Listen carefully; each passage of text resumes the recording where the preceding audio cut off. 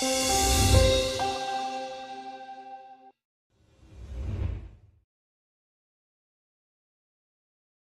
you, Mr. Mehta. Thanks to courts for giving me this opportunity to share some of the thoughts that went behind the FSLRC thought process.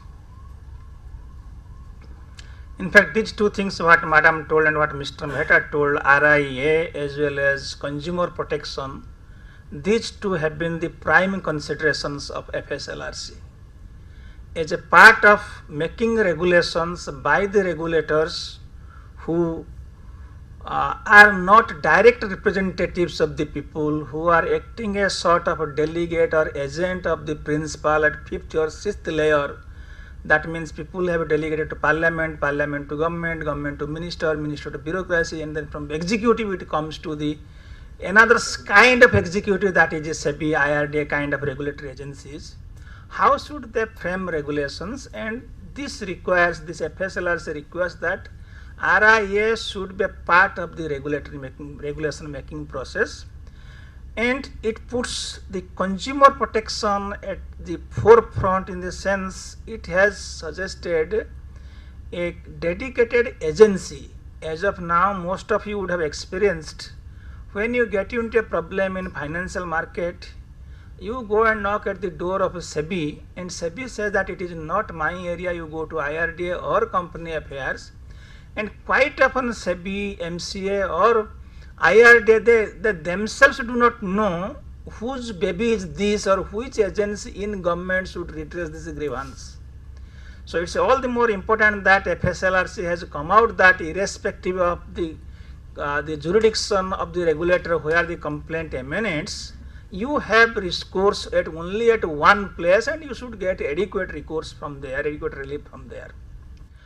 While the country underwent the massive liberalization reforms program comprising of liberalization, regulation and development in 1992, the focus in financial markets were on two aspects. One was building the institutions and the other was improving the market processes.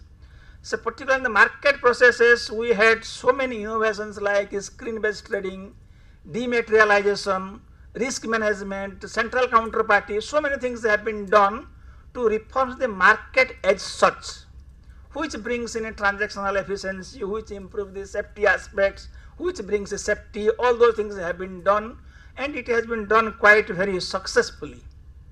Simultaneously, we also came up with, we built some institutions. By institutions, I mean two things. One is this set of regulations. Along with the liberalization, we gave the freedom to people. We wanted their freedom to be exercised judiciously.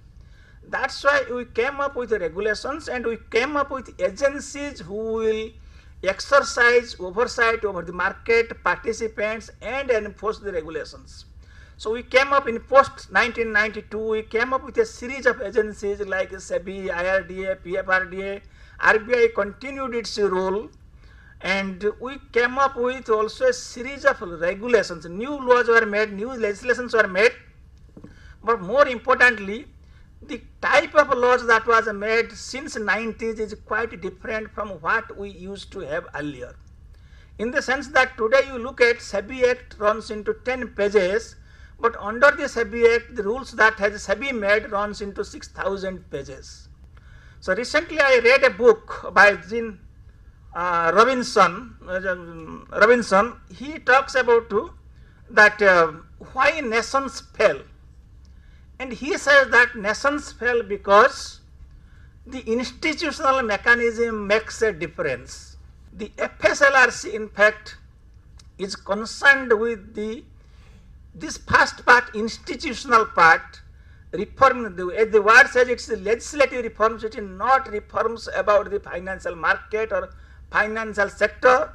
It is only talking about reforming the legislative process, law-making process, enforcement process, and trying to, in the process, iron out some deficiencies here and there. So please note that start thinking should be that it is only a legislative reforms commission. It is not financial sector reforms commission. Thank you.